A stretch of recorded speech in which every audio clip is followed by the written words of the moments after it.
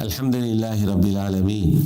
Wassalatu wassalam ala Sayyidil Mursaleen wa ala alihi wa sahbihi ajma'een. We are talking about conditions of paying zakat. So one of the condition is that whatever money you have or whatever zakatable assets you have to pay zakah. You have to pay zakah on completion of one complete lunar year, 355 days. Please remember here, it is not according to the solar year, but zakat is payable after 355 days, not after 365 or 366 days. This is very, very important. Now, the second thing is accept agricultural produce.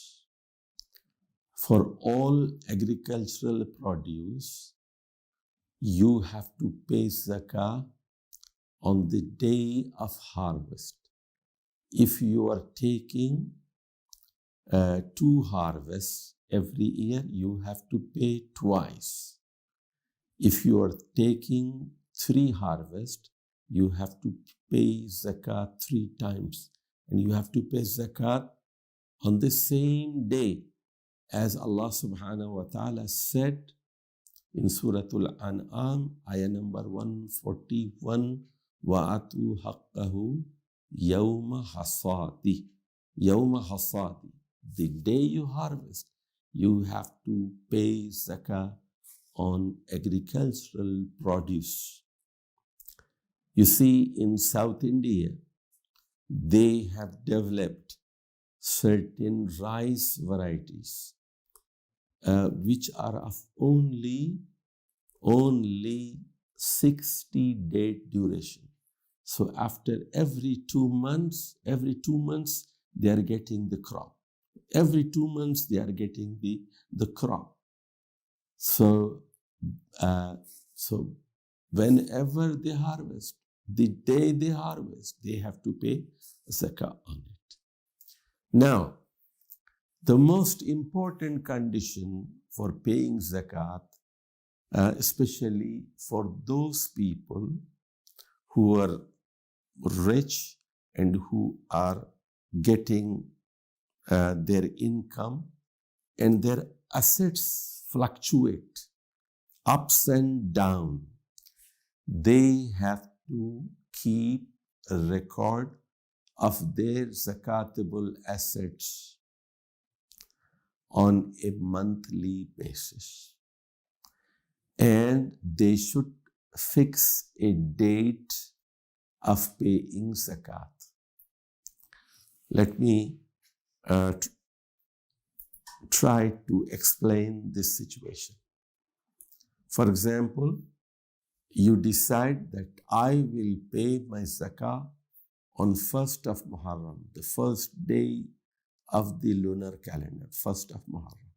Or you can say, I will pay zakat only in the month of Rabi al-Awwal, 1st of Rabi al-Awwal.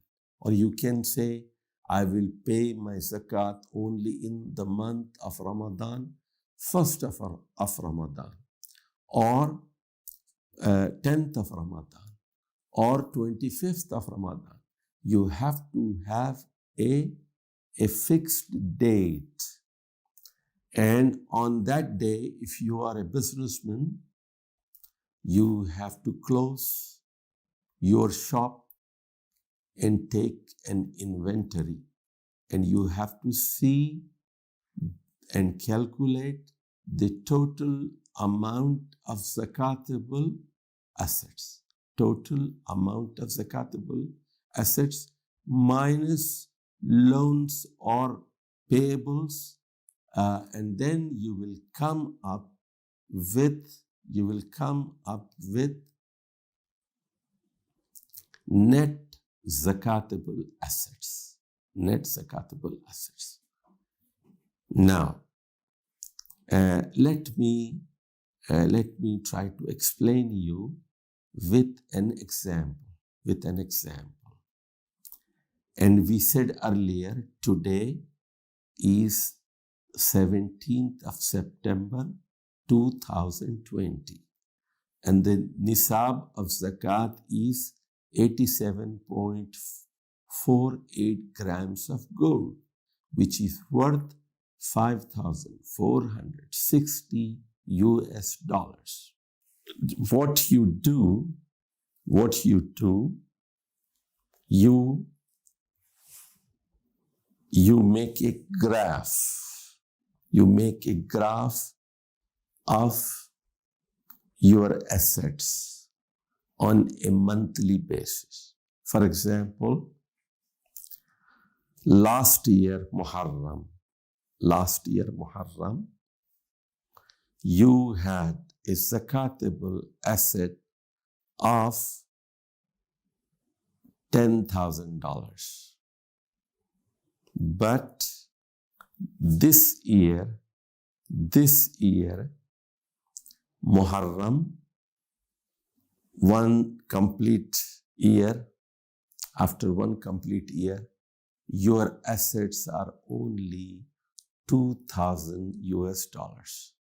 So there was a decline.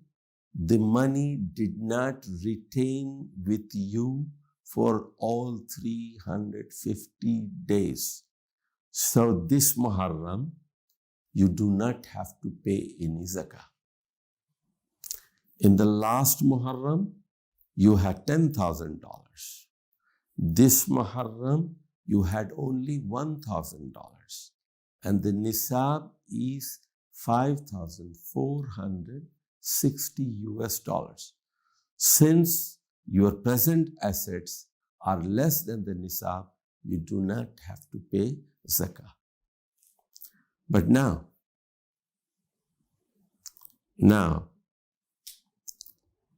I will give you another example. I will give you a complicated example. Try to understand this. You have a chart of your assets for the year 1440 Hijri, Muharram to Dhul Hijjah. Now, this is Muharram 1442 Hijri, Muharram. Now, you have a graph of 1440 and also a graph of 1441 Hijri. And now we are in the first month of 1442 Hijri. What we found that in Muharram, you had only $1,000. Muharram 1440. But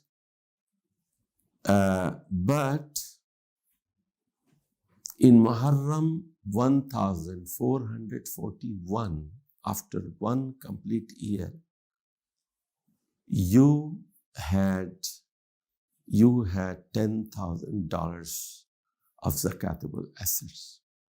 Since that money on first Muharram 1441 was not with you for the entire 1 year, you don't have to pay zakah. Then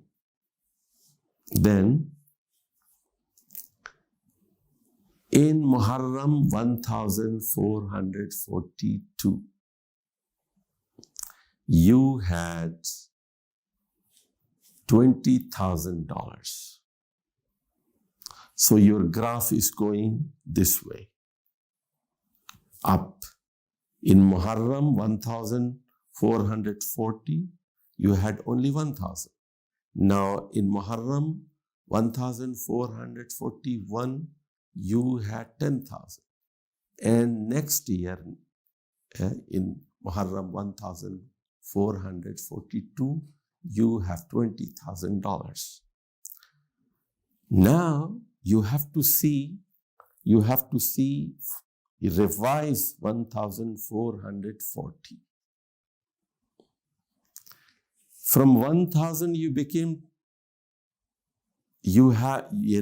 reached the level of 10,000. So you should know when you crossed the limit of 87.5 tulas of gold.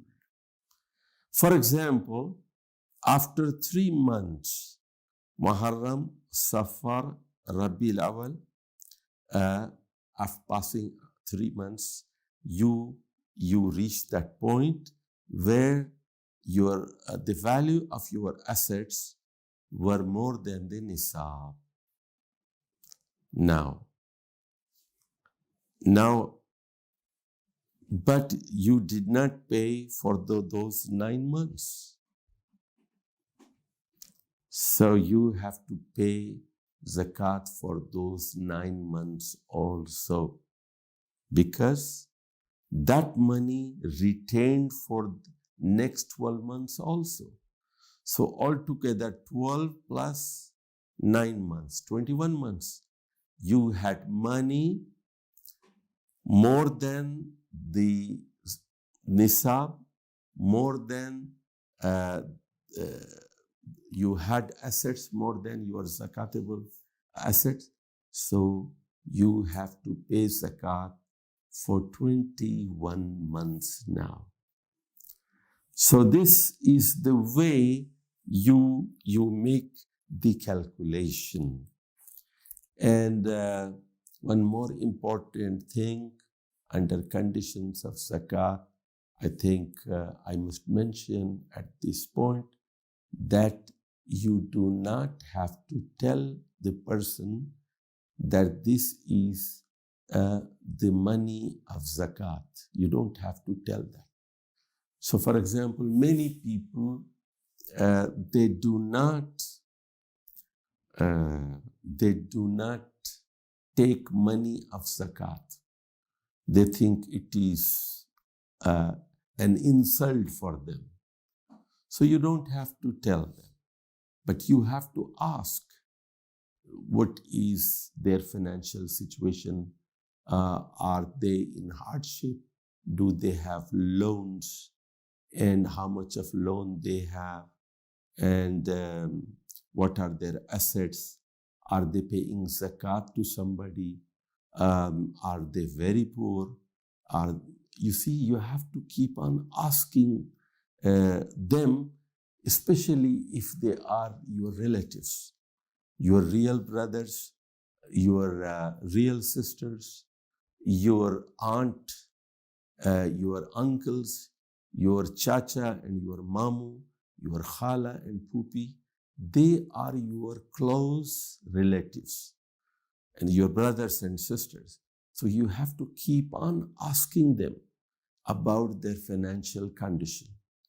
And without telling them that this is zakat money, you can pay zakat to them after thorough investigation that they are not paying zakat and they are qualified to receive zakat.